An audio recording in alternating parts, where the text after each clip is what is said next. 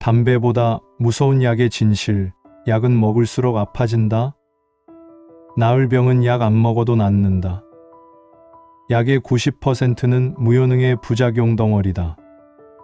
대부분의 사람들은 두통, 감기, 변비 같은 자질구레한 병도 약으로 다스리려고 한다.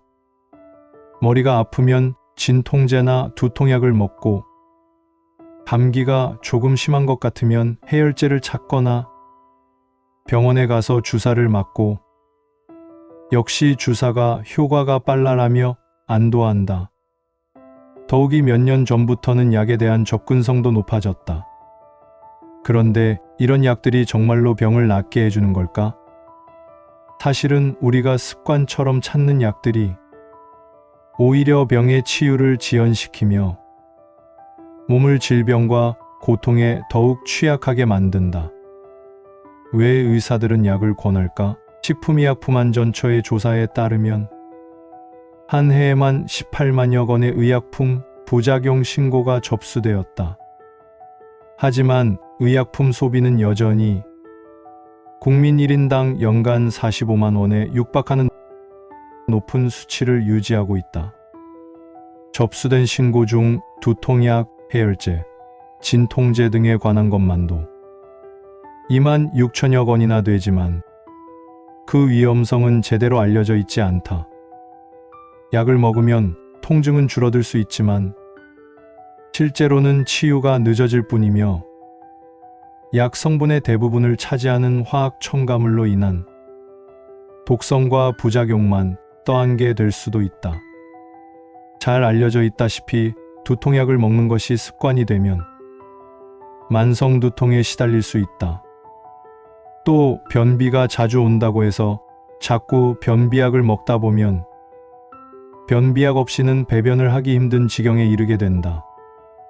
또한 독감 바이러스는 열에 약한데 고열이라고 해서 해열제를 먹으면 바이러스가 활발히 증식하게 된다. 혈당약과 당뇨병, 치료제의 경우 사태는 더 심각하다. 약으로 혈당치를 낮추면 오한과 현기증을 동반한 발작을 겪을 수 있으며, 이런 발작이 수면 도중에 일어나면 급사하거나 뇌사 상태에 빠질 수도 있다. 이러한 약들은 실제로 병을 예방했다는 의학적 데이터는 없고 오히려 숱한 부작용을 낳으며 안정성 논란을 일으키고 있다. 하지만 제약회사와 미디어는 그런 부작용을 소비자의 오남용 탓으로 돌리거나 숨기려 하며 약의 효능과 안전성을 과대 포장하는 데 치중하고 있다. 심지어 임상실험 결과를 조작하여 그것이 과학적 근거인 양 대대적인 광고를 내보내기도 한다. 이런 조작은 함께 연구와 실험을 진행하는 의과대학이나 병원의 제약업계가 막대한 연구비를 지원해주기 때문에 가능한 일이며, 병원과 의사가 해당 약품을 권장하고 처방하는 것도 수익을 올리기 위한 비즈니스의 일환이다. 더 많은 이들이 검사를 받게 함으로써 건강한 사람마저 환자로 둔갑시키고 부작용 등으로 치료가 지연되어 약을 더 많이 처방하게 될수록 의약산업은 번창한다. 병원, 의사, 약사, 제약회사 등 약에 관련된 전문가들은 정작 자신은 약을 먹지 않으면서 환자에게는 아무렇지도 않게 몇 종류고 처방하고 판매한다. 이 같은 꼬임에 넘어가는 일을 막으려면 병원에서 약을 처방받거나 약국에서 약을 사서 먹기 전에 성분과 부작용을 검색하는 것도 좋은 방법이다. 안녕하세요, 책거리입니다. 구독과 좋아요, 알림 설정은 말씀을 전하는데 큰 힘이 됩니다. 오늘은 세계적으로 유명한 곤도 마코토라는 의사에게 살해당하지 않는 47가지 방법이라는 책을 소개해드리겠습니다. 저와 같이 읽어보시고 자기 전에도 읽어보시고 친구 가족과 이 내용에 대해 이야기해 보신다면, 또 평소 건강을 위해 어떤 생활 습관이 좋은지 얻어갈 수 있을 것입니다. 문제는 병이 아니라 치료법이다. 어느 날 한 환자가 찾아와 내게 이렇게 말했다. 선생님, 저 죽을 뻔했습니다. 독감 예방주사를 맞았는데 몸 상태가 안 좋아져서 병원에 실려갔어요. 어떻게 낫기는 했지만 정말 무섭더군요. 나는 이렇게 조언했다. 그건 예방주사 때문에 그래요. 앞으로는 맞지 마세요. 그가 네, 알겠습니다 라고 답했다. 그런데 다음 해 그 사람이 또 찾아와 이렇게 말했다. 올해도 독감 예방주사를 맞았어요.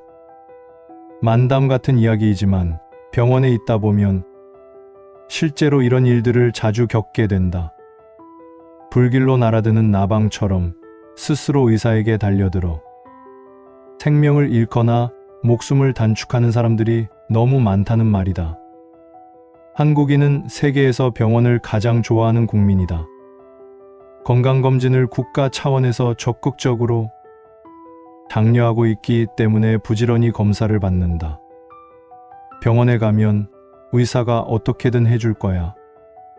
병에 대해서는 의사가 전문가니까 병을 예방하고 치료하는 방법도 잘 알고 있을 거야. 사람들 대부분이 이렇게 별 생각 없이 의사를 믿고 따르기 때문에 죽을 뻔한 경험이 있더라도 다시 의사를 찾는다. 감기약은 병을 낫게 하지는 못한다. 의사는 정말로 당신의 병을 예방하거나 고쳐주는 것일까? 의사인 내가 말하는 것이 거북하긴 하지만 답은 아니다이다.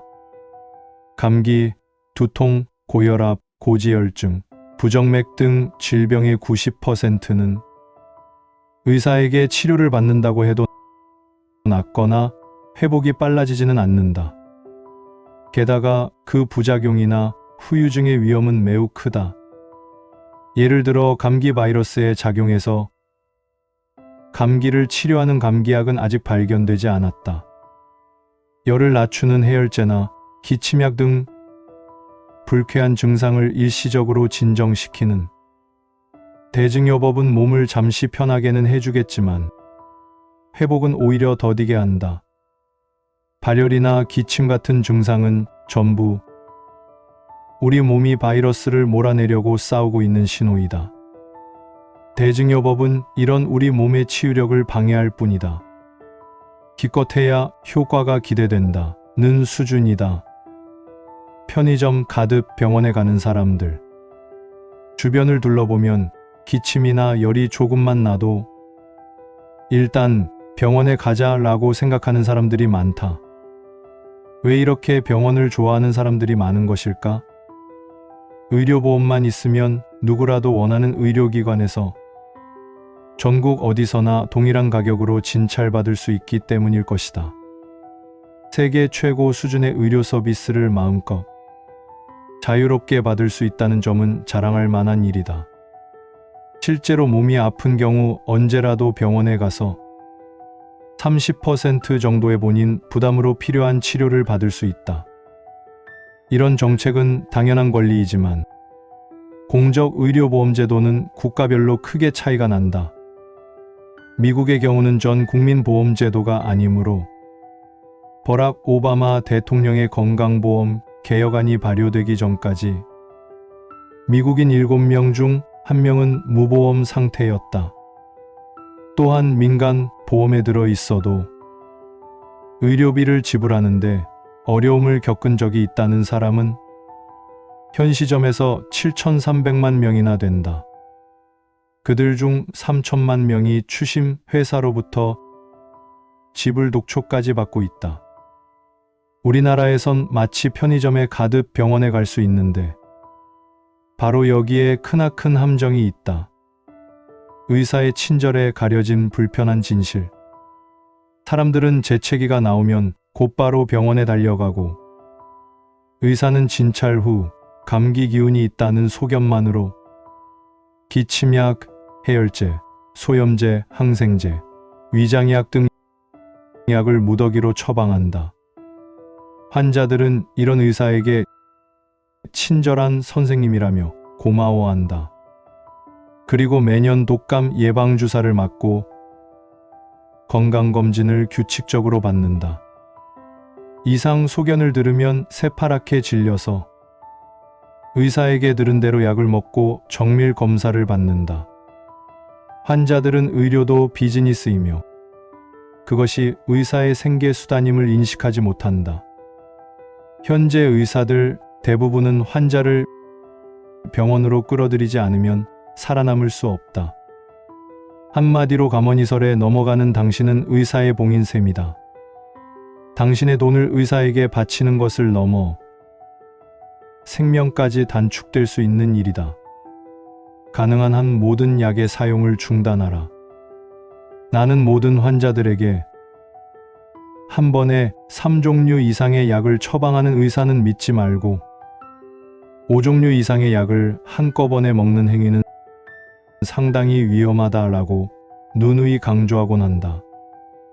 약을 몇 종류나 복용하면서도 늘 몸이 좋지 않다는 환자나 고령자 중에서 치매나 현기증이 나타나는 경우는 약을 전부 중단하라고 조언한다. 약의 복용을 그만둬도 약효는 얼마간 지속되면서 자연스럽게 떨어지므로 금단 증상이 일어나는 일 없이 몸 상태가 거의 호전된다. 약은 독이다. 모든 약에는 부작용의 위험이 있다. 소량을 단기간 복용하는 정도라면 간이나 신장이 약의 독성을 처리해주는 경우가 많지만 약의 복용이 습관화되면 틀림없이 부작용이 나타난다. 그리고 단기간이나 소량이라도 약이 독인 이상 복용하는 사람의 건강 상태에 관계없이 언제 부작용으로 나타날지 전혀 예측할 수 없다. 예를 들어 겉으로 드러나지 않은 채 병이 진행되고 있거나 신경계나 심장의 생리 기능이 약해져 있는 경우 약을 복용하면 그 즉시 쇼크사하는 경우가 있다. 심지어 별 생각 없이 먹고 있는 시판 중인 감기약조차 중대한 부작용이 나타나기도 한다. 약을 잘못 쓰면 치명적인 부작용을 초래한다. 약이 우리 몸에 얼마나 심각한 해를 끼치는지를 알게 된 것은 의사가 되고 나서였다. 이러한 사실을 알았을 때는 정말이지 등골이 오싹했다. 지금까지 내가 얼마나 위험한 일을 해왔는지 깨닫게 된 것이다. 이 같은 사례를 계기로 나는 의료의 좋은 부분만 취하고 위험은 피하는 방법을 찾아야겠다. 쓸데없이 고통스럽기만 한 치료나 비참한 죽음은 하나라도 줄이고 싶다. 라는 간절한 바람을 가지게 되었다. 건강해지려면 아침형 인간이 되라. 최고의 건강법은 일찍 자고 일찍 일어나는 것이다.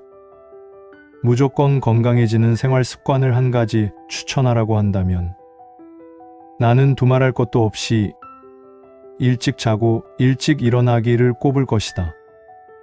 그것도 밖이 어두워지면 잠자리에 들고 동트기 전에 일어나는 것이 가장 효과적이다. 이는 인류가 수백만 년 동안이나 반복해온 기본 리듬으로 우리 몸에 가장 무리가 없기 때문이다.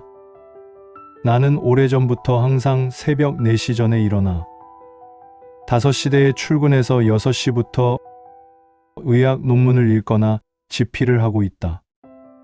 그 시간대는 세상이 쥐 죽은 듯이 고요하고 정신은 맑디 맑아 연구가 가장 잘 진척되기 때문이다. 인간의 뇌는 수면 중에 기억을 선별해 쓸데없는 정보는 지우고 필요한 정보는 우선순위에 따라 정렬한다. 따라서 잠에서 막 깨어난 머릿속은 방금 청소를 끝낸 방처럼 깔끔하게 정돈되어 있다. 그날의 최고 상태인 몸과 뇌를 만원 전철해서 소모하거나 아침에 잠으로 생각 없이 보내는 것은 너무나 아까운 일이다. 아침은 차분히 생각하고 영감을 얻거나 명안을 짜내는데 최적의 시간대이다. 사고방식도 적극적이므로 중요한 판단을 아침에 하는 습관을 들이면 인생 자체가 발전적이게 된다. 아침에 일찍 일어나는 생활을 계속하면 뇌를 효과적으로 사용하는 쾌감에 눈을 뜨게 되고 결과적으로 시간을 허비하지 않게 된다. 시간의 여유가 생겨 마음도 여유로워진다. 일찍 자고 일찍 일어나면 다이어트 효과도 높아진다. 일찍 자고 일찍 일어나기의 의학적 효용은 우선 아침 햇살을 받음으로써 자율신경의 작용이 활성화되고 체내 시계도 리셋된다는 점이다.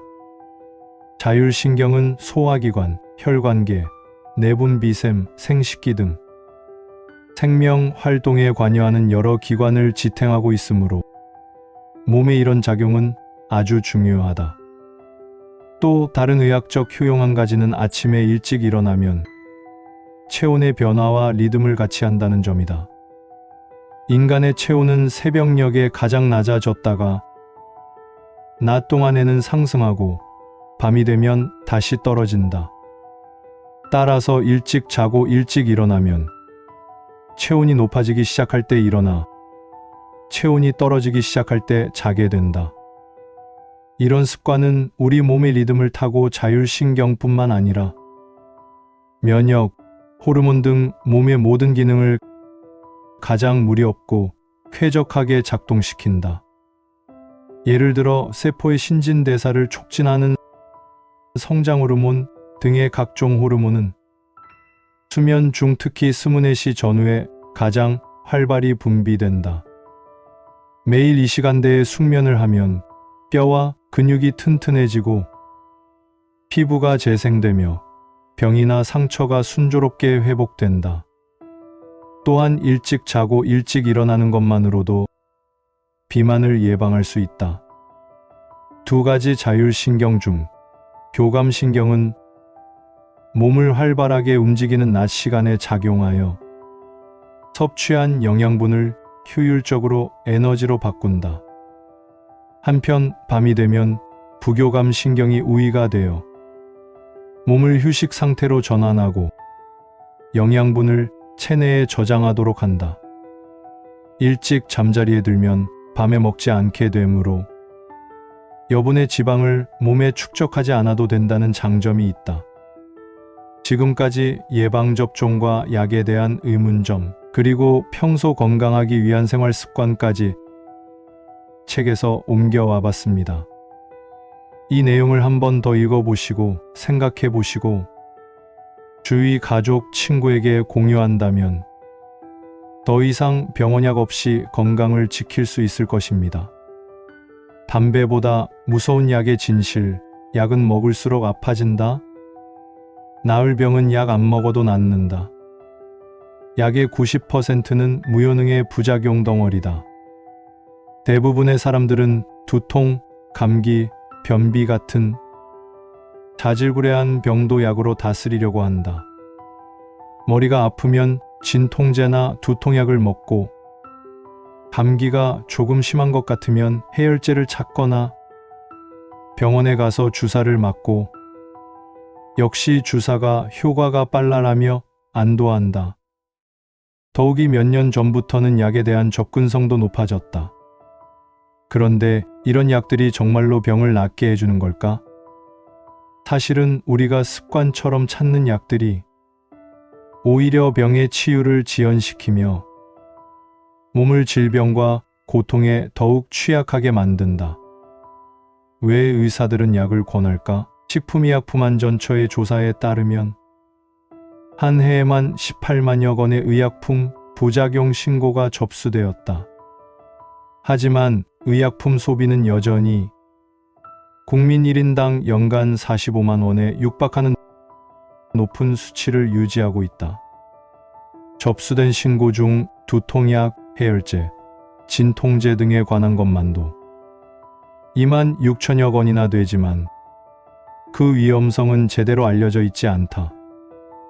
약을 먹으면 통증은 줄어들 수 있지만 실제로는 치유가 늦어질 뿐이며 약 성분의 대부분을 차지하는 화학 첨가물로 인한 독성과 부작용만 떠안게 될 수도 있다. 잘 알려져 있다시피 두통약을 먹는 것이 습관이 되면 만성 두통에 시달릴 수 있다. 또 변비가 자주 온다고 해서 자꾸 변비약을 먹다 보면 변비약 없이는 배변을 하기 힘든 지경에 이르게 된다. 또한 독감 바이러스는 열에 약한데 고열이라고 해서 해열제를 먹으면 바이러스가 활발히 증식하게 된다.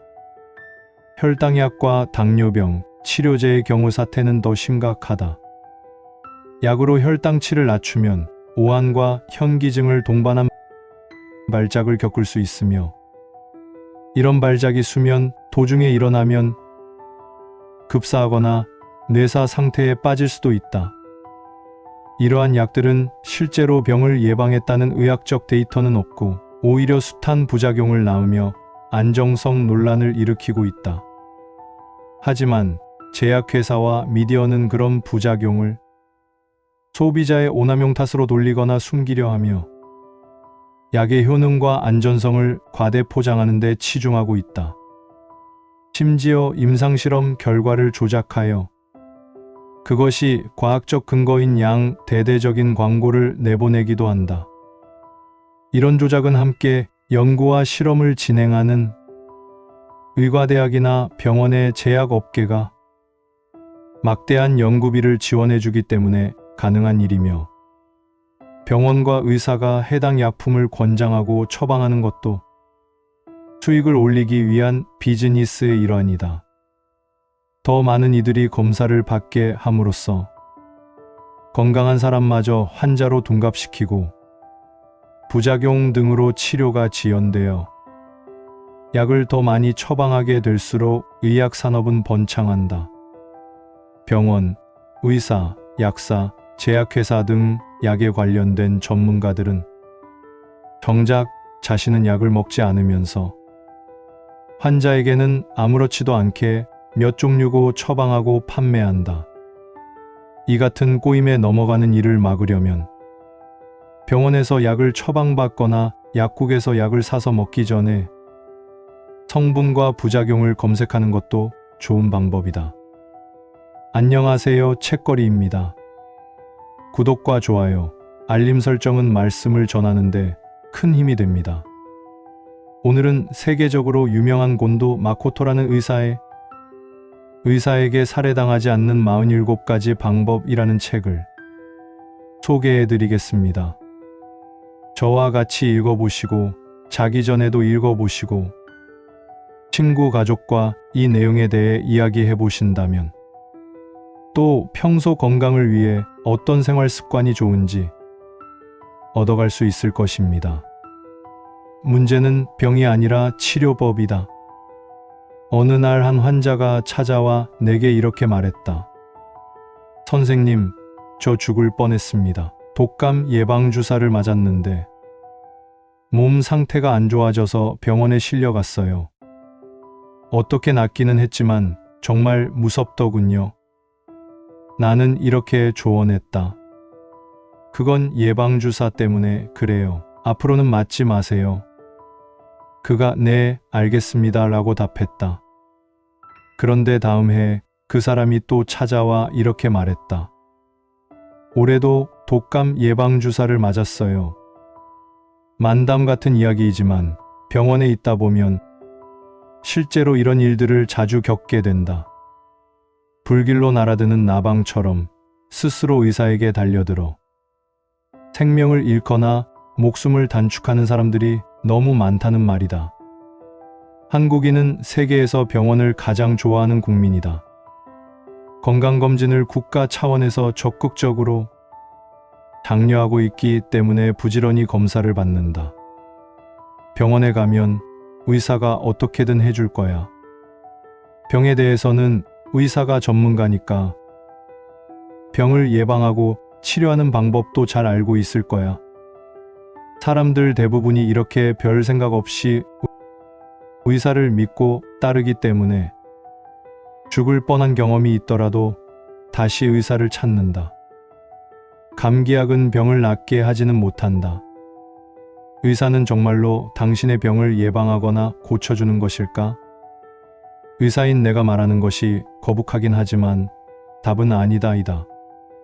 감기, 두통, 고혈압, 고지혈증, 부정맥 등 질병의 90%는 의사에게 치료를 받는다고 해도 낫거나 회복이 빨라지지는 않는다.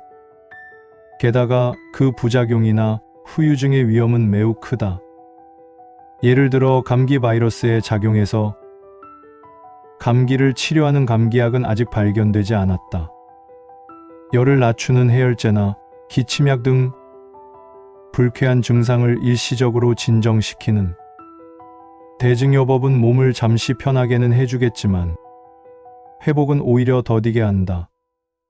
발열이나 기침 같은 증상은 전부 우리 몸이 바이러스를 몰아내려고 싸우고 있는 신호이다. 대증요법은 이런 우리 몸의 치유력을 방해할 뿐이다.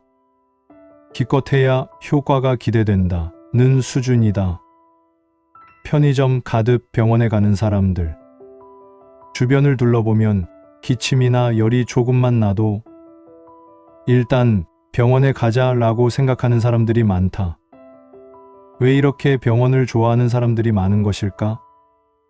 의료보험만 있으면 누구라도 원하는 의료기관에서 전국 어디서나 동일한 가격으로 진찰받을 수 있기 때문일 것이다. 세계 최고 수준의 의료 서비스를 마음껏 자유롭게 받을 수 있다는 점은 자랑할 만한 일이다. 실제로 몸이 아픈 경우 언제라도 병원에 가서 30% 정도의 본인 부담으로 필요한 치료를 받을 수 있다. 이런 정책은 당연한 권리이지만 공적 의료보험제도는 국가별로 크게 차이가 난다. 미국의 경우는 전 국민보험제도가 아니므로 버락 오바마 대통령의 건강보험 개혁안이 발효되기 전까지 미국인 7명 중 1명은 무보험 상태였다. 또한 민간 보험에 들어 있어도 의료비를 지불하는데 어려움을 겪은 적이 있다는 사람은 현 시점에서 7,300만 명이나 된다. 그들 중 3천만 명이 추심 회사로부터 지불 독촉까지 받고 있다.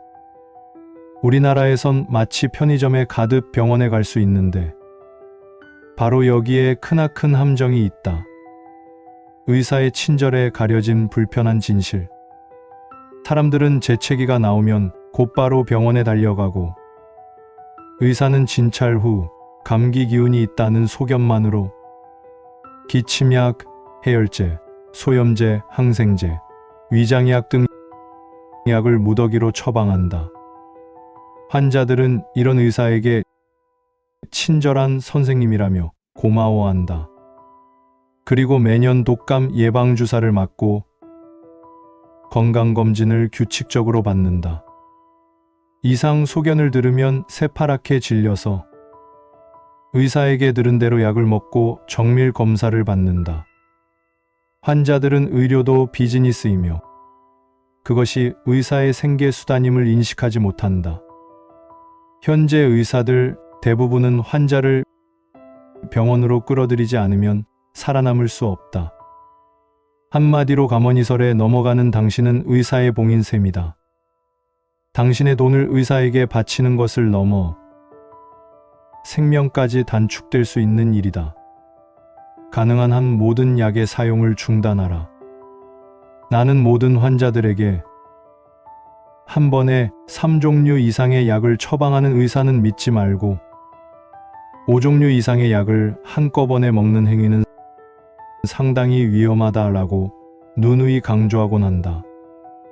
약을 몇 종류나 복용하면서도 늘 몸이 좋지 않다는 환자나 고령자 중에서 치매나 현기증이 나타나는 경우는 약을 전부 중단하라고 조언한다. 약의 복용을 그만둬도 약효는 얼마간 지속되면서 자연스럽게 떨어지므로 금단 증상이 일어나는 일 없이 몸 상태가 거의 호전된다. 약은 독이다. 모든 약에는 부작용의 위험이 있다. 소량을 단기간 복용하는 정도라면 간이나 신장이 약의 독성을 처리해주는 경우가 많지만 약의 복용이 습관화되면 틀림없이 부작용이 나타난다. 그리고 단기간이나 소량이라도 약이 독인 이상 복용하는 사람의 건강 상태에 관계없이 언제 부작용으로 나타날지 전혀 예측할 수 없다. 예를 들어 겉으로 드러나지 않은 채 병이 진행되고 있거나 신경계나 심장의 생리 기능이 약해져 있는 경우 약을 복용하면 그 즉시 쇼크사하는 경우가 있다. 심지어 별 생각 없이 먹고 있는 시판 중인 감기약조차 중대한 부작용이 나타나기도 한다. 약을 잘못 쓰면 치명적인 부작용을 초래한다.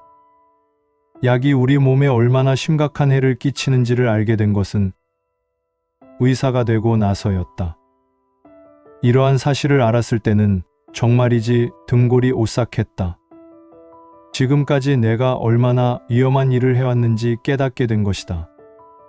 이 같은 사례를 계기로 나는 의료의 좋은 부분만 취하고 위험은 피하는 방법을 찾아야겠다.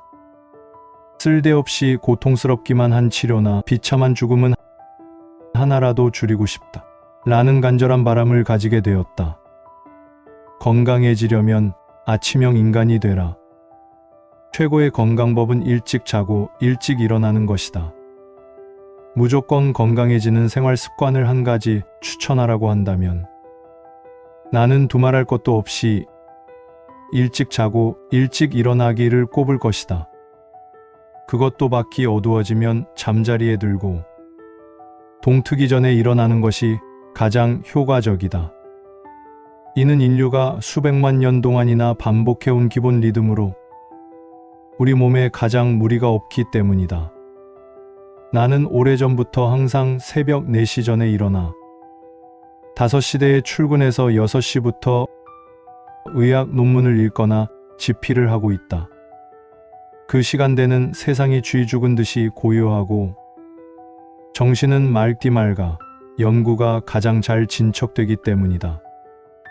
인간의 뇌는 수면 중에 기억을 선별해 쓸데없는 정보는 지우고 필요한 정보는 우선순위에 따라 정렬한다. 따라서 잠에서 막 깨어난 머릿속은 방금 청소를 끝낸 방처럼 깔끔하게 정돈되어 있다. 그날의 최고 상태인 몸과 뇌를 만원 전철해서 소모하거나 아침에 잠으로 생각 없이 보내는 것은 너무나 아까운 일이다. 아침은 차분히 생각하고 영감을 얻거나 명안을 짜내는데 최적의 시간대이다. 사고방식도 적극적이므로 중요한 판단을 아침에 하는 습관을 들이면 인생 자체가 발전적이게 된다. 아침에 일찍 일어나는 생활을 계속하면 뇌를 효과적으로 사용하는 쾌감에 눈을 뜨게 되고 결과적으로 시간을 허비하지 않게 된다. 시간의 여유가 생겨 마음도 여유로워진다. 일찍 자고 일찍 일어나면 다이어트 효과도 높아진다. 일찍 자고 일찍 일어나기의 의학적 효용은 우선 아침 햇살을 받음으로써 자율신경의 작용이 활성화되고 체내 시계도 리셋된다는 점이다. 자율신경은 소화기관, 혈관계, 내분비샘, 생식기 등 생명 활동에 관여하는 여러 기관을 지탱하고 있으므로 몸의 이런 작용은 아주 중요하다. 또 다른 의학적 효용 한 가지는 아침에 일찍 일어나면 체온의 변화와 리듬을 같이 한다는 점이다. 인간의 체온은 새벽녘에 가장 낮아졌다가 낮 동안에는 상승하고 밤이 되면 다시 떨어진다. 따라서 일찍 자고 일찍 일어나면 체온이 높아지기 시작할 때 일어나 체온이 떨어지기 시작할 때 자게 된다. 이런 습관은 우리 몸의 리듬을 타고 자율신경뿐만 아니라 면역, 호르몬 등 몸의 모든 기능을 가장 무리 없고 쾌적하게 작동시킨다. 예를 들어 세포의 신진대사를 촉진하는 성장 호르몬 등의 각종 호르몬은 수면 중 특히 스물 4시 전후에 가장 활발히 분비된다. 매일 이 시간대에 숙면을 하면 뼈와 근육이 튼튼해지고 피부가 재생되며 병이나 상처가 순조롭게 회복된다. 또한 일찍 자고 일찍 일어나는 것만으로도 비만을 예방할 수 있다. 두 가지 자율신경 중 교감신경은 몸을 활발하게 움직이는 낮 시간에 작용하여 섭취한 영양분을 효율적으로 에너지로 바꾼다.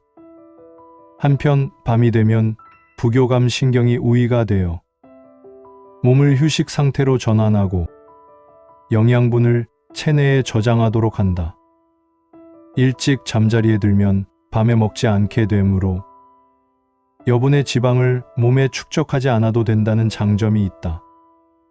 지금까지 예방접종과 약에 대한 의문점, 그리고 평소 건강하기 위한 생활 습관까지 책에서 옮겨와 봤습니다. 이 내용을 한 번 더 읽어보시고 생각해 보시고 주위 가족, 친구에게 공유한다면 더 이상 병원약 없이 건강을 지킬 수 있을 것입니다.